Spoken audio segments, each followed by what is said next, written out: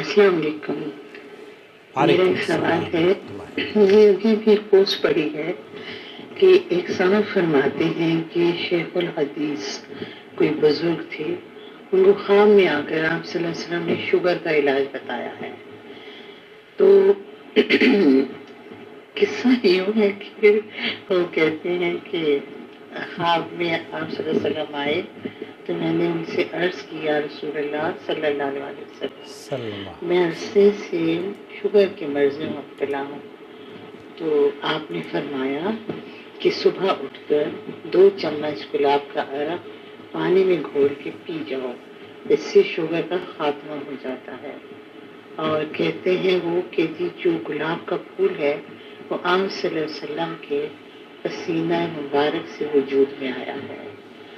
آپ ذرا مجھے وضاحت کر دیں ان تمام باتوں. جزاک اللہ خیرا کثیرا. السلام علیکم. وعلیکم السلام ورحمۃ اللہ وبرکاتہ. سب سے پہلے تو اللہ رب العالمین سے دعا ہے کہ جتنے بھی اس بیماری میں لوگ ملوث ہیں، اللہ تعالیٰ انہیں شفا یابی عطا فرمائے اور ان کی کمزوریوں کو طاقت میں بدل دے. علاج اللہ کے رسول صلی اللہ علیہ وسلم نے جو طریقہ کار بتایا ہے نا، جب آدمی بیمار ہوتا ہے تو اس کا علاج مسنون عمل ہے، کرانا چاہیے، اور اچھے اطباء اور ڈاکٹرز یا حکیم ان سے رجوع کرنا چاہیے. یہاں خواب کوئی شیخ الحدیث صاحب ہیں جنہوں نے بتایا کہ ان کے خواب میں نبی کریم صلی اللہ علیہ وسلم آئے ہیں اور وہ خواب میں آ کر آپ علیہ الصلاۃ والسلام نے ان کو شوگر کی بیماری کا علاج بتایا ہے کہ جناب عرق گلاب ہے یا گلاب کے جو پھول ہیں ان سے آپ علاج کیجئے. دیکھیے بظاہر تو ایسا لگتا ہے کہ اس میں کوئی قباحت نہیں ہے، لیکن ایک لمحے کے لیے رک جائیے. کیا یہ واقعی نبی کریم صلی اللہ علیہ وسلم کی تجویز کردہ دوا ہو سکتی ہے؟ جو شریعت نے یا اہل علم نے ایک قانون یا ایک نظام مقرر کیا ہے وہ یہ ہے کہ وَإِنْ كَانَتْ تِلْكَ الرُّؤْيَا قَدْ دَلَّتْ عَلَى خِلَافِ مَا جَاءَ بِهِ الشَّرْعُ الشَّرِيفُ فَلَا الْتِفَاتَ إِلَيْهَا. اگر کوئی خواب نبی کریم صلی اللہ علیہ وسلم کو آپ خواب میں دیکھتے ہیں، پہلی بات تو یہ کہ کیا ہمارے پاس اس بات کی گارنٹی ہے کہ نبی کریم صلی اللہ علیہ وسلم کو ہی ہم نے خواب میں دیکھا ہے؟ صوفیوں اور باباؤں نے تو حد درجے اس میں غلو کیا ہے. یہاں سعودی عرب کے علماء اور مشائخ کا موقف یہ ہے کہ وہ جن تفاصیل کا تذکرہ محدثین نے نقل کیا ہے کہ اللہ کے رسول صلی اللہ علیہ وسلم کی شکل و صورت، قد و قامت آپ علیہ الصلاۃ والسلام کی اس وصف سے مطابقت رکھتی ہے. اگر آپ نے اس وصف کے مطابق دیکھا ہے تب تو یہ کہا جا سکتا ہے کہ ہاں چلیے نبی کریم صلی اللہ علیہ وسلم کو آپ نے دیکھا ہوگا. لیکن یہ ڈیفر کرتا ہے فرام پرسن ٹو پرسن. کئی مرتبہ کئی لوگ نبی کریم صلی اللہ علیہ وسلم کو دیکھتے ہیں اور مختلف شکلوں میں دیکھتے ہیں. تو یہاں وہ جو حدیث ہے نا، اس میں نبی کریم صلی اللہ علیہ وسلم کی شکل شیطان اختیار نہیں کر سکتا. اچھا، کسی اور آدمی کی شکل میں آ کر آپ کو یہ ضرور کہہ سکتا ہے کہ میں تیرا نبی ہوں. اس کی ممانعت اللہ کے رسول صلی اللہ علیہ وسلم نے بیان نہیں فرمائی. اچھا، یہ کیسے پتہ چلے گا کہ نبی کریم صلی اللہ علیہ وسلم کی شکل میں آیا شیطان یا نہیں آیا؟ جن لوگوں نے نبی کریم صلی اللہ علیہ وسلم کو دیکھا ہے، صحابہ نے، وہ تو یقیناً کہہ سکتے ہیں کہ ہاں یہ نبی کریم صلی اللہ علیہ وسلم ہے. لیکن ہم اور آپ نے تو نہیں دیکھا نا، نہ کسی شیخ الحدیث نے دیکھا، نہ کسی بابا نے دیکھا، نہ کسی فقیر نے دیکھا. تو ہم بہت ایزیلی ٹریپ ہو سکتے ہیں، شیطان کے اس جھانسے میں آ سکتے ہیں.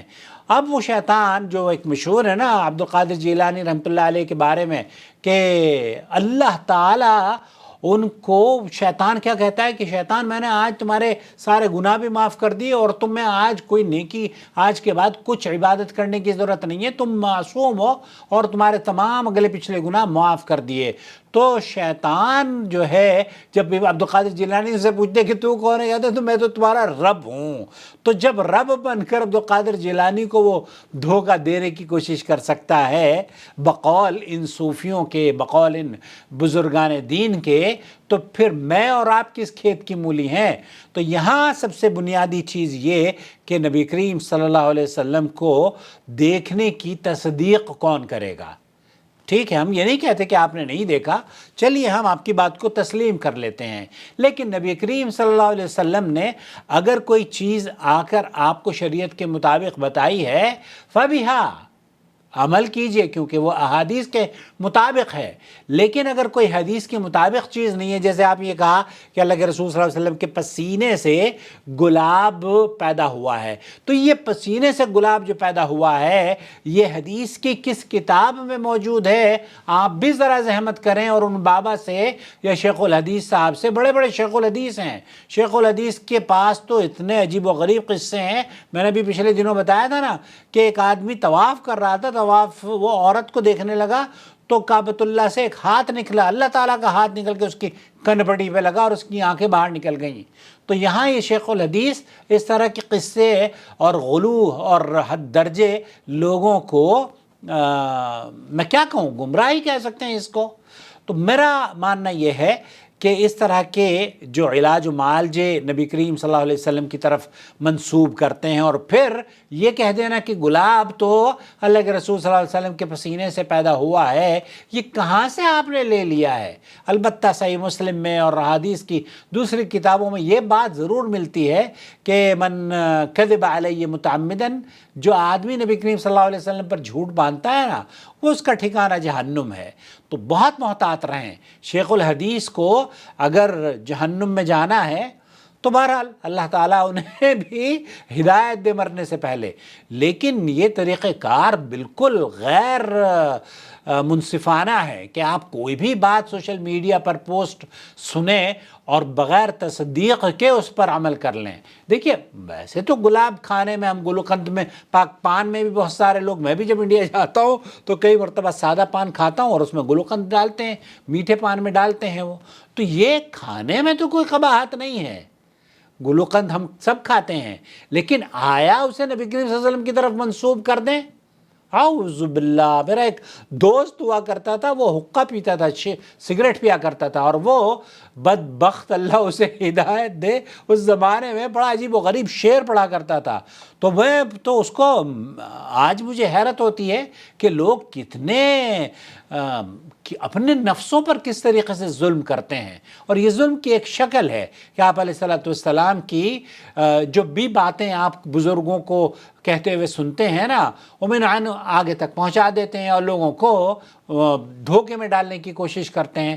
ایسے علاج و معالجے سے بچیے. اللہ سے دعا ہے کہ اللہ تعالیٰ بیماروں کو شفا یابی عطا فرمائے.